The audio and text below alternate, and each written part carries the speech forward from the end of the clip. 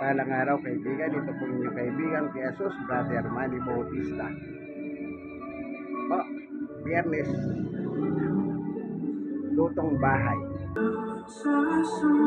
Ito po si Summer, ang aking pet Lisa. Ito po si Winter, ang makulit. Ayan. Ito sino po ang niluluto ko.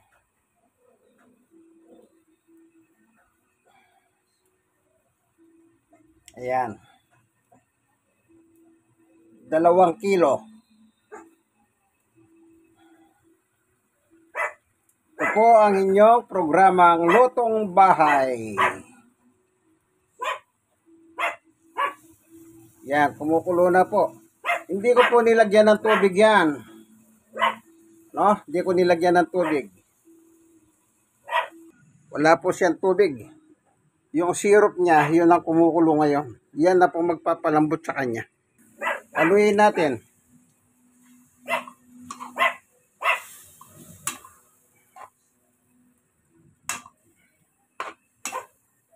Para wag manikit yung kawali. Kasi asukal po yan. Kailangan pamisan-misan hinahalo mo siya. Yan. Yan na po ang magpapalambot sa kanya. Yung kanyang syrup. Sana lahat dito muna. Nilahat ko na nga. Yan. 2 kilo po ito kaya medyo marami. Yan. Para lahat maluto, tinitignan nyo po. Yung hindi pa, yan, binabaliktad natin. Ano, binabaliktad. Yan, kagaya yan, ibaliktad mo. Yan. Para maluto yung ano, yung karne. Yan. Ito po yung madaling iluto. Ito sino, pakukuluin mo lang. Kung gusto mo, lagyan mo ng tubig. Ayan. Kailangan ninalo po natin kasi may asukal yan.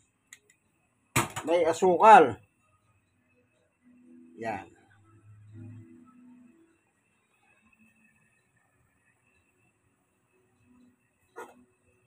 Lutong bahay. Ayan, ganyan lang po, ano? Ito po ang inyong kaibigan kay Jesus, Brother Manny Bautista. Yung 2 asong nakita nyo, yun po yung alaga namin. Si Summer na 3 taon, dito naman si Winter, 4 na buwan. Ito po yung makulit. Malaki buloy ang estilo kasi lalaki siya, may pagkamanyak siya. Sumasakay siya pilit kay Summer, si Summer babae. Malaki sa kanya si Summer.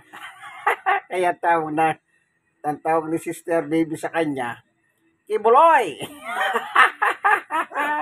Si Kibuloy na manyak.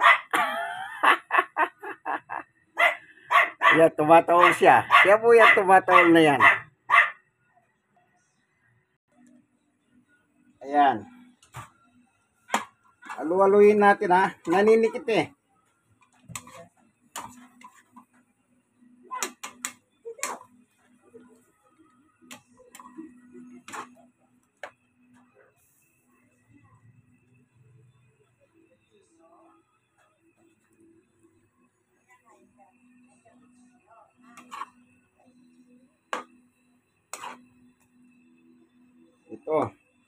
Ito sino, paborito ng aso ko ito.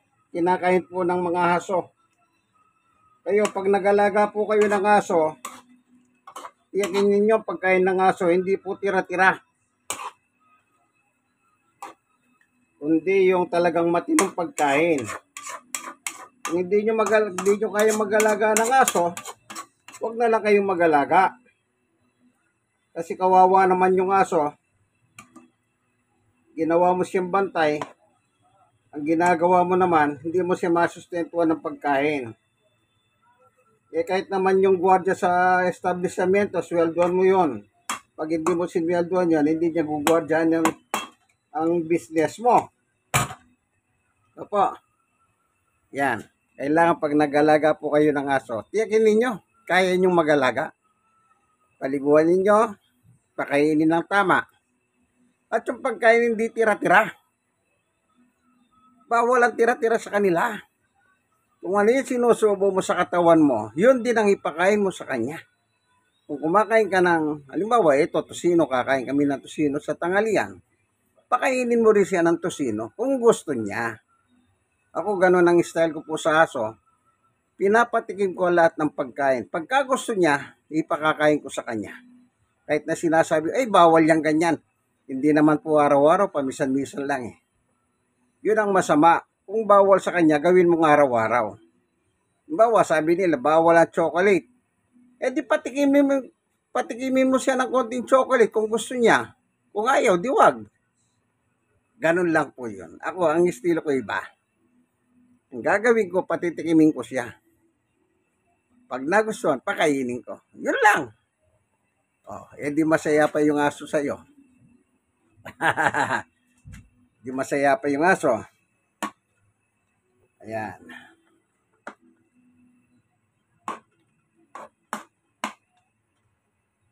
Ngayon, kung gusto niyo pong tanggalin na yung sabaw, yan yung may asukal yan eh. Kung sa tingin nyo, ay hindi nyo na kailangan tunawin pa yan, itapon nyo na lang yung sabaw at lagyan nyo tuloy ng mantika. Pero ako, ubusin ko na yung sabaw para lumambot naman yung karne.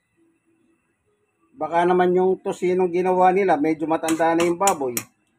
Kaya kakainin mo, makunat. Ayan, total tubig lang naman ng karne yan eh. Ano po, yan. Ganyan lang ang lutong bahay. Pagdating po sa tosino, wala pong kahirap-hirap. Pinakamadali po yan. Yan. Ano po? Tosino, ang aming tanghalian. Yan. Lutong bahay. Nung araw po sa probinsya namin, ni kababata kami ron. Mahilig sila sa pagluluto eh. Negosyo nila, luto-luto. Kaya matataba sila. Pero ibang klase ito eh. Yung sinasabi yung pangalan niya Ray. Kapag masarap ang lulutuin, ang gagawin niya magpapapagod ng magpapagod. Kasi pagdating ng tanghalian, babanatan niya. Ganon siya. Ganon siya. Pero ako hindi po ganon. Kung anong binigay ng Panginoon Diyos, salamat. Diyos po nagbibigay ng pagkain natin araw-araw. Gaya ng itinuro ng ating Panginoong Yesukristo doon sa Mateo 6:9. Ama namin Diyos, nasa langit ka. Pagdating po sa verse 11, bigyan mo kami ng aming kakanin araw-araw. Diyos po nagsabi, ang Panginoong Yesus ang nagsabi, sa Diyos nang gagaling yung ating kinakain araw-araw. Oh, di ba kayo maniniwala dyan ah? Si Jesus na nga nagsabi eh. Tandaan nyo po yan. God is good all the time. Amen. Amen. Yan. Kumukulo. Yan, malapit na.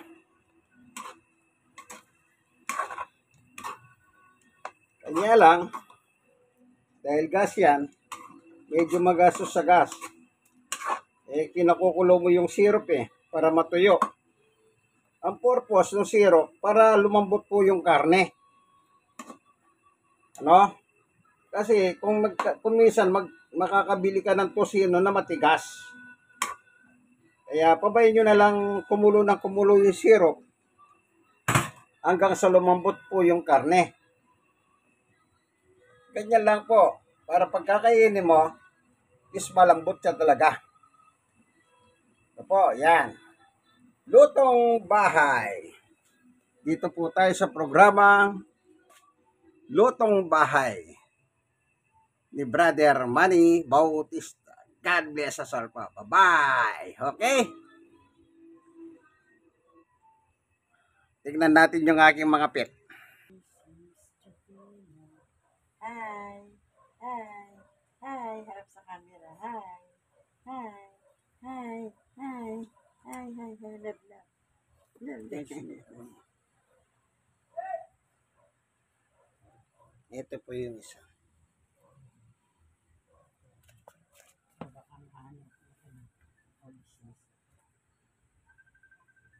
Winter. Che. Ayan. Che. Hello. Che. Che. Oy, Che. Ayan sila, no? Ready? Sige, tuloy na natin ang lutong bahay. Kaibigan. Che. Ito.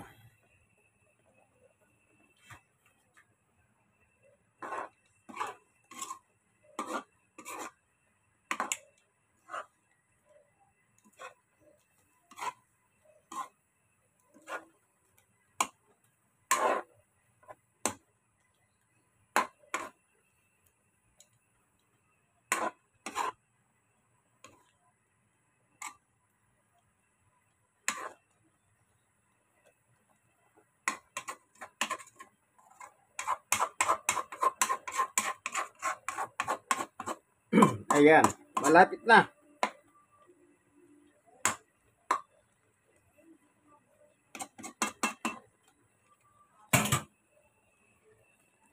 Kapag gano'n na po, wala ng syrup, hindi ko nalalagyan ng mantika. Tama na yon. Kasi yung taba ng baboy, kakatas yung mantika niyan. Ayan ko siya.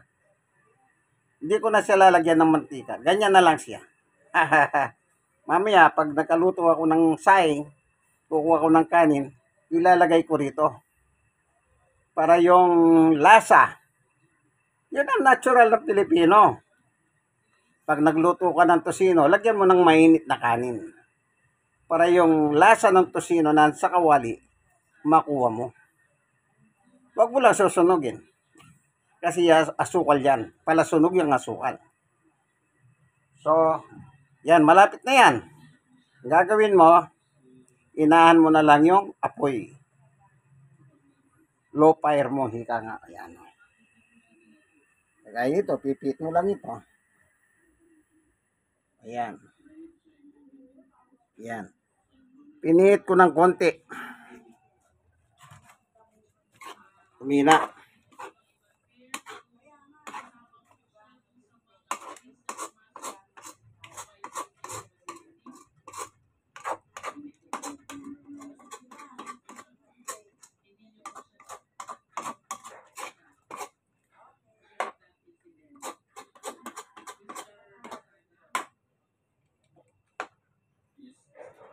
Konti na lang yung, ayo, kita nyo po.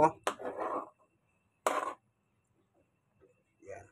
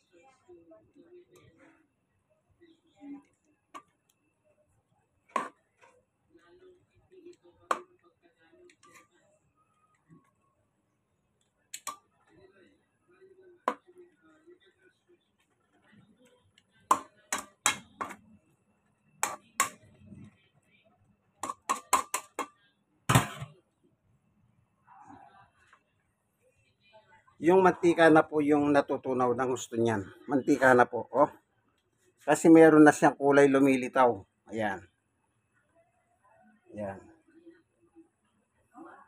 Pag wala na pong kumukulo yan, ibig sabihin, luto na. Kung minsan, yung ganyan, kahit di mo nalagyan ng mantika, okay lang. Kasi may sariling mantika yung karne ng baboy.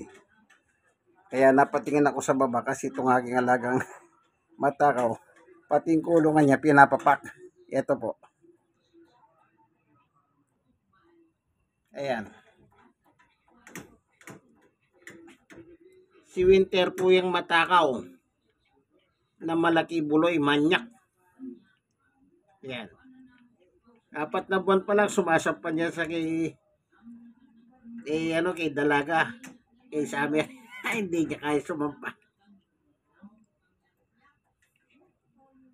Kaya manyak. Alias kibuloy. Tuloy.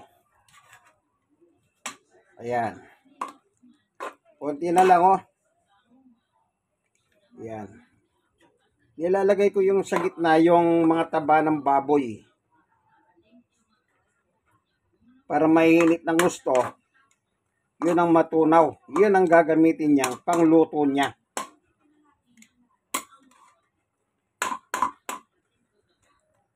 Yan.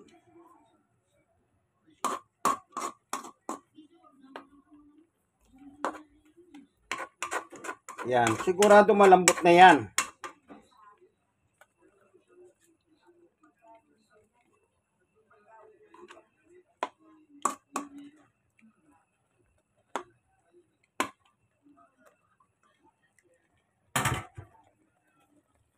Sigurado malambot yan kasi pinatunaw ko na doon sa syrup niyan sarili eh. Yan, oh. Ang ganda niyan tignan, oh. Oh. Ang gandang tignan. Ang sarap kainin din mamaya. Oh. Ito ang inyong kaibigan Jesus, Brother Manny Bautista. Nasa programa kayong Lutong Bahay dito sa Barangay 91, Sonit, District 1, Tondo, Manila. Ang sausawan ko mamaya, siyempre suka. Ito. Suka. Yan. Ito ang kasangga ng tosino. 2 kilo.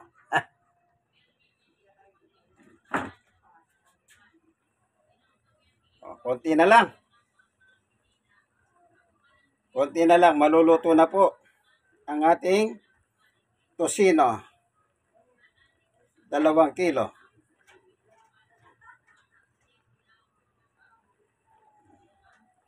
Pagka ganyan na po yung bula, yung kulo, kita nyo, nilow fire ko na. Dapat ilo-low fire nyo kasi kung malakas ngayon, nasusunog na yan.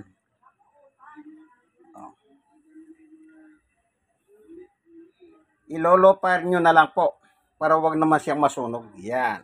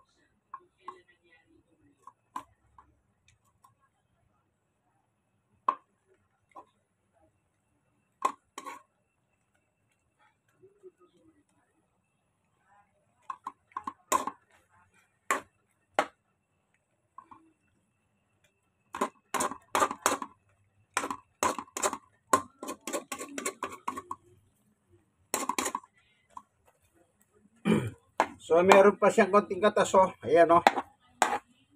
Asukal na yan. Asukal na po yan. Asukal na lang yan, oh. Kaya ganyan na po bumubula. Asukal na yan.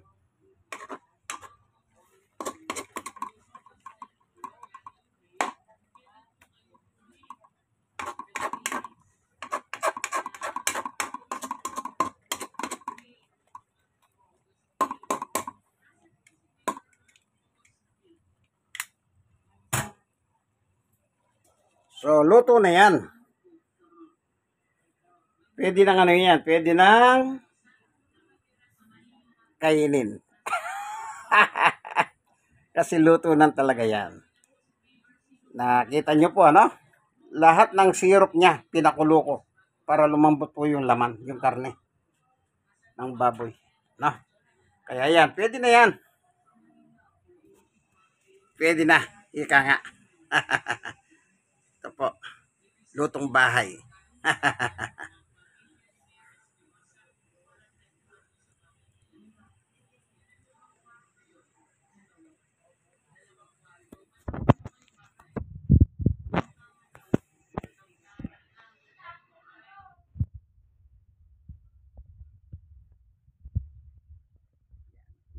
Lutong bahay.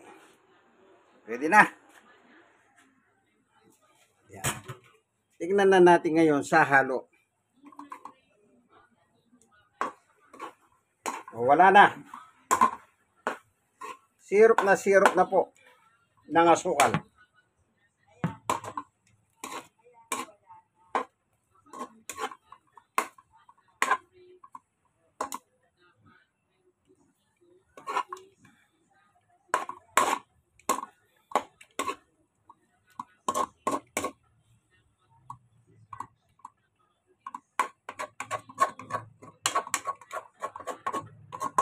Okay. Oh, naglalagkit na. Ayun, pwede na.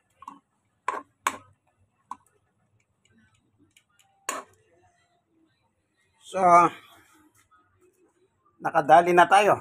Lutong bahay, tosino, 2 kilo. Di ko lang alam magkano nabili si Sister Baby. Okay? Papatayin na po natin yung apoy. Ayan. Turn off. Yun. Wala na. Oh, wala na. Luto na po. Sige, hanggang dito na lamang po, ano? Ang ating lutong bahay. Sige po, ano? Tapos na po ang ating programang Lutong Bahay dito sa Barangay 91, Sunit, District 1, Tondo, Manila. Dito po ang inyong kaibigan kay Jesus, Brother Manny Bautista, in Christ alone. Bye-bye.